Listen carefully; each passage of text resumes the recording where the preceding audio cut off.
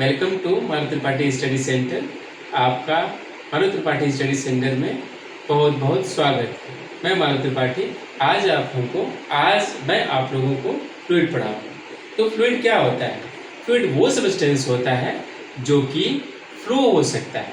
जैसे सॉलिड होता है, सॉलिड को फ्लो नहीं कर सकते हैं, यही सॉलिड को हम फ्लो नहीं करा सकते हैं। ये बह नहीं सकता है, ये फ्लो नहीं हो सकता है।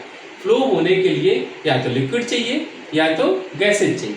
तो जो लिक्विड होता है वो फ्लो हो सकता है और गैसेज भी फ्लो हो सकते हैं। तो सॉलिड, तो आपके फ्लूइड के दो एग्जांपल्स मिलते हैं कि all liquids and all gases are the examples of the fluid. And what is fluid? तो fluid is a substance which can flow. और इसके सबसे बेस्ट एग्जांपल्स में आते हैं लिक्विड आते हैं और गैसेज आते हैं। तो हम आगे पढ़ते हैं फ्लूइड की प्रॉपर्टीज के बारे में। तो फ्लूइड की पहली प्रॉपर्टी ये होता है कि the fluids has a no definite shape of its own. तो हर फ्लूइड जो होता है उसका खुद का अपना कोई शेप नहीं होता है। इसका मतलब क्या हो गया कि जो भी कंटेनर या वेसल होते हैं, उस वेसल या कंटेनर में जो भी लिक्विड रखा जाता है या गैस रखे जाते हैं, वो उसका आकार ले लेते हैं जिस आकार का वेसल होता है या कोई बर्तन यूटेंसिल्स होती है। जैसे कि जग होता है, ग्लास होता है और आपका बैलून होता है। तो अलग अलग ये शेप एंड साइज के होने के कारण इन सब में यदि हम लिक्विड डालते हैं तो वो क्या होता है, अलग अलग शेप का हो जाता है। जैसे मान के चलो हमने एक जग लिया जो इस आकार का था, इस तरीके के, है ना। तो इस आकार का वो लिक्विड हो जाएगा। वाटर हमने इसको डाल दिया तो जैसे ये जग का शेप है उसी शेप का हो जाएगा। और इसी पानी को मैंने क्या कर दिया, एक इस तरीके के बाल्टी में डाल दिया। तो बाल्टी में डाला तो ये पानी क्या हो गया, इस तरीके से हो गया, इसके शेप का हो गया। और इसी तरीके से हम इसको बैलून में डाल दिए तो वो क्या हो गया, पूरी बैलून में इस तरीके से आपका लिक्विड हो गया। तो देख रहे हो बच्चों कि यहाँ पे जिस तरीके के शेप में हम लिक्विड को डाल रहे हैं उस तरीके की लिक्विड की शेप हो जा रही है। तो सॉलिड की तुलना में लिक्विड क्या है, एक प्रकार का फ्लूइड है, क्योंकि इसकी अपनी खुद की शेप नहीं होती है। इसी तरीके से गैसेज भी एग्जाम्पल में हो सकते हैं। तो गैसेज होते हैं उसके भी पर्टिकुलर शेप नहीं होते हैं। जिस भी बर्तन में वो रखा जाता है उस बर्तन के चारों तरफ गैसेज फैल जाती हैं और फैल कर हर जगह फैल जाती हैं। और इस तरीके से गैसेज भी क्या होती हैं, फ्लूइड होती हैं। तो पहली प्रॉपर्टी क्या होती है फ्लूइड की? फ्लूइड की पहली प्रॉपर्टी ये कहता है कि fluid has no definite shape of its own. अब हम सेकेंड प्रॉपर्टीज पे जाते हैं। It can not withstand tangential और शीयरिंग स्ट्रेस। देखो ये एक सॉलिड है। सॉलिड के जो शेप होते हैं वो फर्म होते हैं, फिक्स होते हैं। नॉर्मल कंडीशंस में इसके शेप को हम चेंज नहीं कर सकते हैं, जबकि जो फ्लूइड होता है इसके शेप हम चेंज कर सकते हैं, क्योंकि जिस भी कंटेनर में रखा जाएगा उसका अपना एक शेप होता है और उस शेप में जो लिक्विड होता है या गैस होता है अपने आप को ढाल लेता है, ठीक है। लेकिन जो स्ट्रेस होता है, जो इस पे मान के चलो एक सॉलिड है, सॉलिड पे मैंने एक फोर्स लगाया, टेंजेंशियल फोर्स लगाया। ये एक इसका सरफेस है, सरफेस के ऊपरी लेयर पे हमने एक फोर्स लगाया, यहाँ पे ना, यहाँ पे लगाया तो क्या हुआ, इसके पास एक टेंडेंसी है कि ये ऐसे फोर्स को कहते हैं हम ये शीयरिंग फोर्स या टेंजेंशियल फोर्स कहते हैं। क्यों? क्योंकि इस सरफेस को टच करते हुए एक फोर्स अप्लाई हो रहा होता है, इसीलिए इसको टेंजेंशियल या शीयरिंग फोर्स कहते हैं। ये टेंजेंशियल और शीयरिंग फोर्स होता है, ये जो आपका सॉलिड होता है वो विदहोल्ड कर सकता है या आपका कहें तो विदस्टैंड कर सकता है। मतलब इसको वो रोक सकता है for a limited time period के लिए, या लिमिटेड स्टैंड पे हमारा जो फोर्स अप्लाई होता है उसको लिमिटेड कुछ हद तक रोक सकता है। लेकिन यदि लिक्विड या गैसेज होती हैं वो बिल्कुल भी नहीं रोक पाती हैं, विदहोल्ड कर पाती है टेंजेंशियल या शीयरिंग फोर्स को। समझ में आ रहा है बच्चों? तो जो जैसे कि पानी होता है, पानी जैसे यही पानी है, पानी में हम इस तरीके का फोर्स इधर से लगाएं, हम अप्लाई करें तो पानी क्या होगा, इधर से फोर्स लगाएं हम तो ये वाटर है आपका पूरा का पूरा, तो वाटर क्या होगा, आगे बढ़ना चालू हो जाएगा, जबकि सॉलिड में ऐसा कुछ नहीं होता है। सॉलिड के मॉलिक्यूल्स फर्म होते हैं एक दूसरे से और इतने रिजिड तरीके से कंपैक्ट होते हैं, इंटरमॉलिक्यूलर जो फोर्स होता है इतना स्ट्रांगली एक दूसरे से जुड़ा होता है कि वो क्या होते हैं कि शिफ्ट नहीं हो पाते हैं इनके मॉलिक्यूल। जबकि इसमें थोड़ा सा ही फोर्स लगा दें हम तो क्या होता है, लिक्विड फ्लो करने लगता है। इसका मतलब क्या हुआ कि इसके पास कोई टेंजेंशियल या शियरिंग स्ट्रेस नहीं होता है। लिक्विड या गैस के पास क्या होता है कि वो इनडिफरेंट टाइम पीरियड के लिए हम टेंजेंशियल या शियरिंग फोर्स को विदहोल्ड या विदस्टैंड नहीं कर सकते हैं। समझ गए बच्चों? तो इस तरीके से हमको ये पता चला कि जो आपका जो फ्लूइड होता है वो सॉलिड की तुलना में क्या होता है कि इसके पास टेंजेंशियल या शियरिंग फोर्स को विद होल्ड करने की या विद स्टैंड करने की कैपेसिटी नहीं होती है। It begins to flow when shearing stress is applied, और जैसे ही हम शियरिंग स्ट्रेस अप्लाई करते हैं तो ये जो लिक्विड होता है वो उसी डायरेक्शन में, जिस डायरेक्शन में शियरिंग स्ट्रेस डाले होते हैं उसी डायरेक्शन में वो क्या होता है, फ्लो करने लगता है बच्चों। ठीक है, अब आते हैं नेक्स्ट टॉपिक पे। नेक्स्ट प्रॉपर्टी ये कहता है कि फ्लूइड, तो बच्चों तीसरी प्रॉपर्टी ये कहती है कि ये fluid can exert a force in a direction perpendicular to its surface. इसका मतलब क्या हो गया कि जो भी आपका जो फ्लूइड होता है वो जो वेसल का सरफेस होता है उसके परपेंडिकुलर डायरेक्शन में फोर्स को एक्सर्ट करते हैं। जैसे मान के चलो कि यही एक लिक्विड है, सपोज दैट ये एक लिक्विड है कि ये लिक्विड का जो आपका वेसल का जो सरफेस होगा, ये जो सरफेस है, इस सरफेस पे ये जो लिक्विड है, लिक्विड के मॉलिक्यूल लगातार फोर्स क्रिएट कर रहे होंगे, फोर्स अप्लाई कर रहे होंगे, और ये जो फोर्स होगा उसका डायरेक्शन होगा सरफेस के परपेंडिकुलर या नॉर्मल टू द सरफेस कर सकते हैं। जैसे ये सरफेस है, ये सरफेस है पूरा का पूरा, और इस सरफेस के परपेंडिकुलर ये फोर्स हम यहाँ पे लगा सकते हैं। हम यहाँ पे और स्पष्ट तरीके से हम देख सकते हैं यही फोर्स ही अप्लाई हो रहा है। इसको हम यहाँ देख रहे हैं, ये सरफेस है आपका, ये क्या है आपका सरफेस है, ये सरफेस है, इस पे हम ये मॉलिक्यूल क्या कर रहे हैं, जो आपके मॉलिक्यूल होते हैं वो लगातार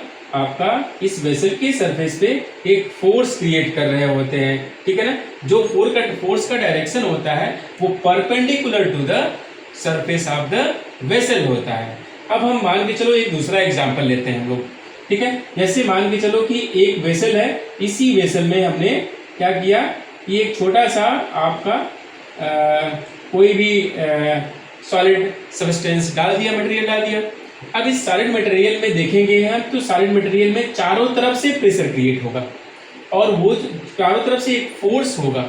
ये फोर्स का काम क्या होगा, जैसे ये मॉलिक्यूल जो होंगे, जो इसके आसपास के जितने भी मॉलिक्यूल होंगे, ऊपर के, नीचे के, अगल के, बगल के, सबके जो मॉलिक्यूल्स होंगे वो इस पे प्रेशर क्रिएट करेंगे, या यूं कहें कि इस पे एक फोर्स क्रिएट करेंगे। जो फोर्स का डायरेक्शन होगा इसके सरफेस के परपेंडिकुलर होगा। जैसे मान के चलो कि ये एक सब्सटेंस है जिसको हमने ऐसा कंसिडर करना है कि इसको हमने लिक्विड में डाल दिया है, जैसे कि पानी में डाल दिया है।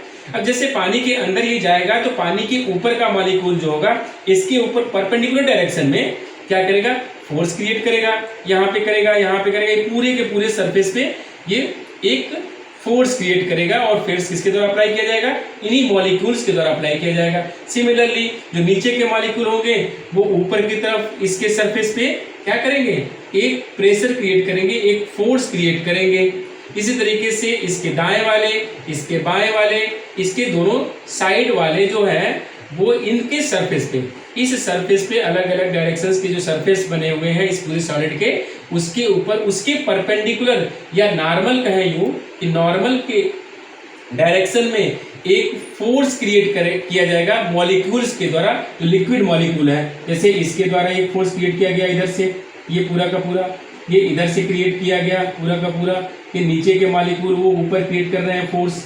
ठीक है बच्चों, ये इधर से मॉलिक्यूल क्रिएट कर रहे हैं। इस तरीके से हम कह सकते हैं कि जो आपका लिक्विड होता है उसके द्वारा लगाया गया जो फोर्स होता है सब्सटेंस पे उसके सरफेस के परपेंडिकुलर होता है। तो बच्चों ये है, a liquid can exert a force in a direction perpendicular to its surface. जो डायरेक्शन होता है फोर्स का वो परपेंडिकुलर होता है और सरफेस के परपेंडिकुलर होता है जो फोर्स का डायरेक्शन होता है, जो फ्लूइड होता है वो कैसा फोर्स क्रिएट करता है, तो एक नॉर्मल फोर्स क्रिएट करता है, ठीक है ना, एक परपेंडिकुलर फोर्स क्रिएट करता है उस सबस्टेंस के सरफेस पे, उसके लेयर पे, ठीक है। उसके बाद से हम नेक्स्ट पढ़ते हैं कि अब जो ये हम लोगों ने पढ़ा कि जो फ्लूइड होता है सारे लिक्विड और सारे गैसेज के एग्जाम्पल्स हैं, लेकिन लिक्विड और गैस में थोड़ी सी बेसिक डिफरेंसेस भी होते हैं। तो पहला डिफरेंस ये होता है कि liquid is incompressible and has A definite volume and a free surface of its own. इसका मतलब क्या हुआ, जैसे लिक्विड जो होता है उसको कंप्रेस नहीं कर सकते, दबा नहीं सकते, ठीक है। जैसे मान के चलो कि हमारा ये एक लिक्विड है, लिक्विड को हम ये चाहे कि हम इसको नीचे से दबा दें, एक फोर्स क्रिएट करके इस पर एक बड़ा सा इस सरफेस को ढक करके और इस पर हम फोर्स क्रिएट करें तो ये क्या होगा, नीचे दबेगा नहीं, पूरा वो इनकम्प्रेसिबल होगा। और क्या होगा, और साथ ही साथ जो एक फ्री सरफेस, इसकी डिफिनिट वॉल्यूम होती है। ये जो मान के चलो कि ये आपका लिक्विड है, इसी लिक्विड को मैंने एक बड़े कंटेनर में रख दिया तो क्या होगा, इसकी जितनी डेप्थ है उससे कम डेप्थ यहाँ पे होगा। ऐसा क्यों होगा, ऐसा यहाँ तक नहीं होगा, क्यों, गैस तो यहाँ तक पहुँच जाएगा, पूरी चैम्बर तक चारों तरफ चला जाएगा, लेकिन लिक्विड क्या होगा, वो यहाँ तक चला है, मतलब इसकी डेप्थ क्या हो गई, कम हो गई। ऐसा क्यों होगा, क्योंकि इसकी वॉल्यूम और इसकी वॉल्यूम, दोनों की वॉल्यूम क्या हो गई, इक्वल हो गई। यही गैसेज अंतर हो जाते हैं, गैसेज में अंतर जाता है। गैस क्या होता है, पूरी की पूरी जो वेसल होता है, वेसल के चारों तरफ गैस के मॉलिक्यूल फैल जाते हैं, चाहे जितना भी बड़ा वेसल हो। जैसे मान के चलो ये पूरा कंटेनर है, इस कंटेनर में हमने लिक्विड की जगह पे गैस भर दिया और पूरा लिक्विड चारों तरफ से वो क्या है, पैक्ड है, तो वो हर जगह, हर कोने में, हर तरफ इसके लिक्विड घूमने लगेंगे और चारों तरफ फैल जाएंगे। जबकि अब बड़ा कंटेनर होगा तो वही गैस जब इसमें ट्रांसफर करेंगे तो पूरे के पूरे गैस क्या होंगे, इस बड़े से बड़े कंटेनर में भी वो ट्रांसफर हो सकते हैं। ये एक बड़ा डिफरेंस होता है लिक्विड और गैसेज में। दूसरा डिफरेंस ये होता है कि लिक्विड क्या होती हैं कि बिल्कुल भी कंप्रेसिबल नहीं होती हैं, जबकि गैसेज जो होते हैं वो कंप्रेसिबल होते हैं। ये पूरे के पूरे इस पूरे एरिया में वॉल्यूम में आने वाला जितने भी गैसेज हैं, उस गैस को हम इस छोटे से शेप में भी कर सकते हैं, इससे भी छोटे शेप में भी कर सकते हैं। इस तरीके से हम गैसेज को क्या कर सकते हैं, कंप्रेस कर सकते हैं। तो all gases are compressible and is expand to occupying all shape available to it. तो जितने भी शेप अवेलेबल हैं गैसेज के लिए कंटेनर में, हर प्रकार के वेसल के चारों तरफ वो फैल जाते हैं, जबकि लिक्विड के जो ऑल सरफेस होती है उस पर ऑक्युपाई न करके सिर्फ आपका क्या होता है, वेसल के जो फ्री सरफेस होता है उसी पे वो ऑक्युपाई करती है। ये नहीं कि लिक्विड चारों तरफ यहाँ फैल जाएगा या हर प्रकार का शेप ले लेगा, वो क्या करेगा, जो ये लेवल है इस पे क्या होगा, फ्री स्पेस पे ये क्या करेगा, आपका ये फ्री सरफेस पे ही वो एग्जिस्ट करता है लिक्विड। यहाँ पे इस तरीके से यहाँ पे इस तरीके से कर सकता है, ठीक है, यहाँ पे इस तरीके से कर सकता है। तो इस तरीके से हम ये देखते हैं कि difference of the liquid and gases में पहला डिफरेंस ये पढ़ते हैं कि liquid are incompressible and has a definite volume and a free surface of its own, while gases are compressible, ये कंप्रेस किए जा सकते हैं, and it expand to occupying all the shape available to it. सारे shape, जितने भी shape available हैं, सब में ये क्या होते हैं, ऑक्युपाई कर लेता है, गैसेस के मॉलिक्यूल चारों तरफ फैल जाते हैं। आगे हम लोग पढ़ेंगे थ्रस्ट और आपके प्रेशर के बारे में, और ये वीडियो आगे तो बच्चों आगे पढ़ते हैं हम लोग और ये जानते हैं कि फ्लूइड स्टैटिक्स होता क्या है। देखो, फ्लूइड स्टैटिक्स एक प्रकार का स्टडी है जो फ्लूइड एट रेस्ट पे स्टडी करे। जो फ्लूइड रेस्ट में हो तो उसकी स्टडी करने वाले जो साइंस की ब्रांच होती है, जो फिजिक्स की ब्रांच होती है, उसको हम फ्लूइड स्टैटिक्स बोलते हैं। इसी तरीके से इसी को हम दूसरे तरीके से कर सकते हैं हाइड्रोस्टैटिक्स। हाइड्रोस्टैटिक्स का भी मतलब वही होता है कि जो फ्लूइड स्टैटिक्स का होता है। तो फ्लूइड स्टैटिक्स क्या होता है, तो फ्लूइड स्टैटिक होता है आपका study of the fluid at the rest. इस चैप्टर में हम लोग जो गो थ्रू होंगे वो उसमें फ्लूइड स्टैटिक्स या हाइड्रोस्टैटिक्स के बारे में ही पढ़ेंगे, लेकिन ज़्यादातर समय में हम लोग डिस्कशन करेंगे उसमें हम लोग एज्यूम कर रहे होंगे कि जो फ्लूइड होता है आपका वो रेस्ट में है, ठीक है। आगे दूसरा ब्रांच होता है फ्लूइड को स्टडी करने वाला, जो कि फ्लूइड के मोशन को मोशन में जब फ्लूइड रहता है उस समय हम उसकी स्टडी कर रहे होते हैं। तो study of the fluid in the motion is called fluid dynamics. ठीक है, आगे जब हम लोग अब स्टैटिक्स, अब ये वाले चीज को हम लोग आगे बढ़ाएंगे फ्लूइड स्टैटिक्स को, और ये पढ़ेंगे कि थ्रस्ट होता है। तो हम लोग पीछे वाले चैप्टर में जो हम लोगों ने पढ़ा है, जस्ट कुछ ही समय पहले जो लेक्चर हुआ है उसमें हम लोगों ने ये पढ़ा है कि जो फोर्स होता है, जो फ्लूइड जो होता है उसके जो नॉर्मल पे जो सरफेस होता है उसके नॉर्मल जो फोर्स होता है, वो जो फोर्स होता है वो एक प्रकार का, जैसे मान के चलो एक ये वेसल है, इस वेसल में जो वेसल के अंदर मान के चलो लिक्विड मॉलिक्यूल हैं ये, तो वेसल के लिक्विड मॉलिक्यूल क्या करेंगे, वेसल के जो सरफेस पे एक फोर्स क्रिएट करेंगे जो वेसल का सरफेस है उसके परपेंडिकुलर फोर्स होगा। ठीक है, ये परपेंडिकुलर जो फोर्स होता है वही थ्रस्ट कहलाता है। तो what is thrust? The total force exerted by a liquid on any surface in the contact with it is called thrust. तो थ्रस्ट क्या है? तो आपका फोर्स है एक प्रकार का, जो कि आपका किसी भी प्रकार के सरफेस पे क्या होता है, जब लिक्विड के कांटेक्ट में जो सरफेस आता है तो उस सरफेस पे एक लिक्विड के मॉलिक्यूल्स के द्वारा एक फोर्स क्रिएट किया जाता है, वही फोर्स क्या कहलाता है? थ्रस्ट कहलाता है। तो हम तीन प्रकार से इसको समझ सकते हैं कि थ्रस्ट अलग अलग तरीके से कैसे क्रिएट हो रहा है। जैसे इस कंटेनर में हम देख रहे हैं, यदि हम लिक्विड लेते हैं तो ये आपका एक सरफेस की जो आपका जो कंटेनर का जो वॉल है, इस वॉल के ऊपर इस लिक्विड के मॉलिक्यूल के द्वारा एक जो फोर्स क्रिएट हो रहा है, वो फोर्स वॉल का जो सरफेस है उसके परपेंडिकुलर डायरेक्शन में अप्लाई किया जाता है, और इस मॉलिक्यूल के लिक्विड के जो मॉलिक्यूल होते हैं उसके द्वारा ये अप्लाई किया जाता है, और यही इसका यहाँ पे थ्रस्ट कहलाएगा। दूसरा एग्जाम्पल हम लोग ले लेते हैं, जैसे मान के चलो ये दूसरा कंटेनर है और इस कंटेनर में हम लोग ये लिक्विड रखे हुए हैं, वाटर भी रख सकते हैं, लिक्विड कोई भी हो। ठीक है, और इसमें हम छोटा सा एक मटेरियल डाल देते हैं जो सॉलिड होता है। अब इस पे देखेंगे कि सॉलिड के ऊपर थ्रस्ट क्या होता है। तो सॉलिड का जो सरफेस होता है उस सरफेस के ऊपर इस मॉलिक्यूल के द्वारा चारों तरफ से क्या होता है, जो लिक्विड के मॉलिक्यूल होते हैं इस पॉइंट पे क्या कर रहे होते हैं, इसके सरफेस पे एक फोर्स क्रिएट कर रहे होते हैं। जैसे हम लोगों ने पिछले अभी जस्ट लेक्चर जो पढ़े हैं उसमें ये देखे हैं कि इस जो आपका ये सब्सटेंस होता है, ये मान के चलो पानी में सबमर्ज हो गया है, तो पानी के ऊपर के मॉलिक्यूल इसके सरफेस पे क्या करेंगे, एक फोर्स क्रिएट करेंगे। यही फोर्स क्या है, यही फोर्स आपका थ्रस्ट कहलाता है। तो ये जो फोर्स क्रिएट हो रहा है इसकी सरफेस पे हो रहा है, और इसके इस ऊपर वाले सरफेस पे भी होता है, इसके नीचे वाले सरफेस पे भी होता है, इसके चारों तरफ इधर और इधर सब तरफ के जो सरफेस होते हैं उनके सरफेस के ऊपर जो होता है फोर्स क्रिएट होता है, और ये लिक्विड के द्वारा अप्लाई किया जाता है। जो ये फोर्स होता है वो क्या होता है, इसके जो सरफेस होता है और जो फोर्स का डायरेक्शन होता है वो एक दूसरे के परपेंडिकुलर होते हैं, या यूं कहें तो एक दूसरे के नॉर्मल होते हैं। तो हम ये कर सकते हैं कि थ्रस्ट ये जो फोर्स होता है ये थ्रस्ट कहलाता है। तो हम यही कर सकते हैं कि थ्रस्ट क्या है, एक टोटल फोर्स है exerted by the liquid on any surface in the contact with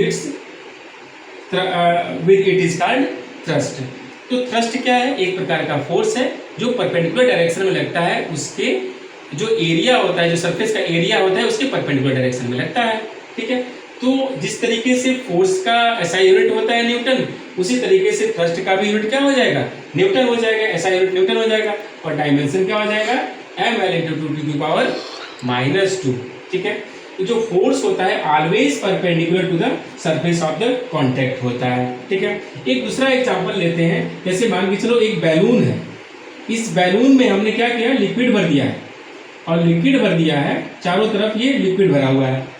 तो जब लिक्विड भरा हुआ है तो लिक्विड क्या कर रहा है, इस बैलून के वॉल पे एक फोर्स क्रिएट कर रहा है, और हर डायरेक्शन में क्रिएट करेगा। ठीक है, जो भी सरफेस इसका देख रहे हैं हम लोग, इस सरफेस की हर डायरेक्शन, जैसे इधर वाला, यहाँ वाला, इधर वाला और इधर, चारों तरफ क्या करता है, फोर्स क्रिएट करता है। जो लिक्विड होता है, जो लिक्विड के मॉलिक्यूल होते हैं इसके बैलून के सरफेस के चारों तरफ। इसको हम प्रूव कैसे कर सकते हैं, जैसे मान के चलो एक बैलून लिया, उसमें लिक्विड भरे हम, और लिक्विड भरने के बाद से हमने क्या किया कि एक प्रकार के नीडल से हमने यहाँ पे होल कर दिया।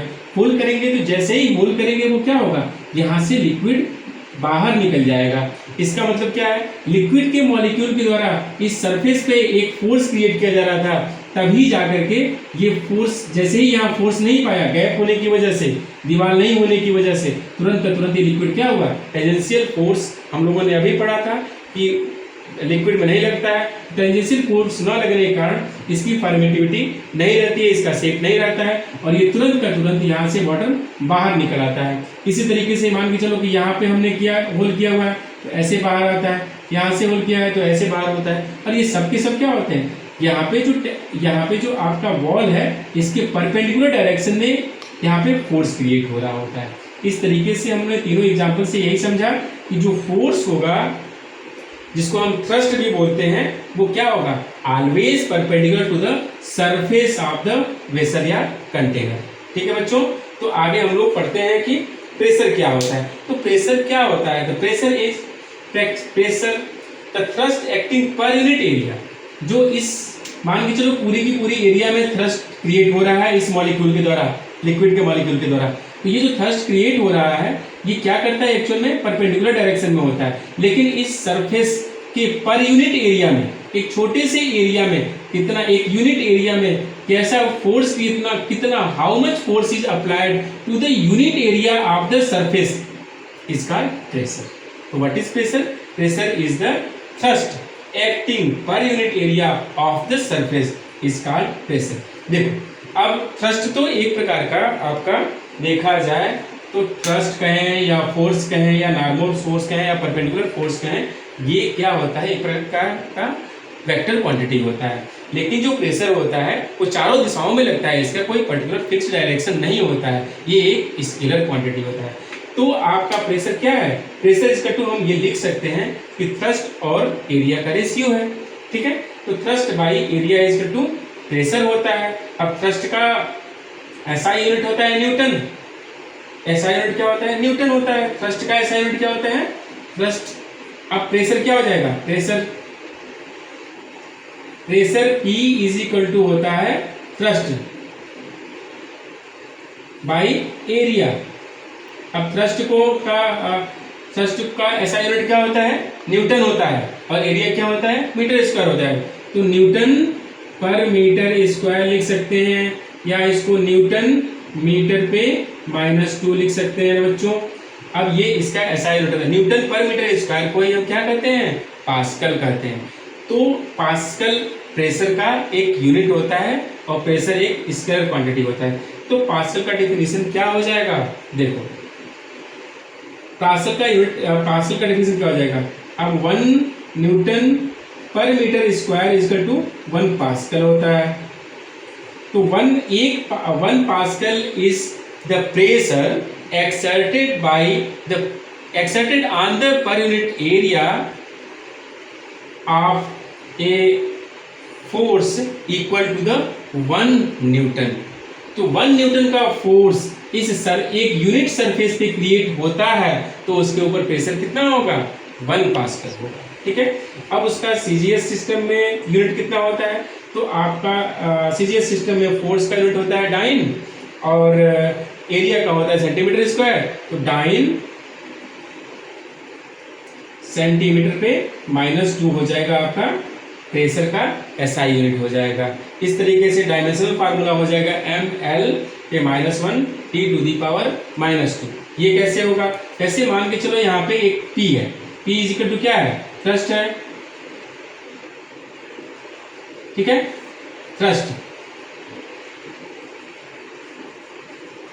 बाई एरिया, एरिया का थ्रस्ट का डायमेंशनल क्या होता है, formula ml t to the power -2 होता है, बाई एरिया कितना होता है, l स्क्वायर होता है। ठीक है बच्चों, अब ये l स्क्वायर ऊपर जाएगा, तो ml t to the power -2 l पे कितना हो जाएगा, -2 हो जाएगा। जब इसको हम सॉल्व करेंगे तो ml पे -1 t टू द पावर -2 हो जाएगा। ठीक है बेटा, तो आप लोगों का डायमेंशनल फार्मूला जो प्रेशर का होता है ml पे -1 t टू द पावर -2 होता है। आगे की लेक्चर में हम लोग पढ़ेंगे और सारे टॉपिक्स।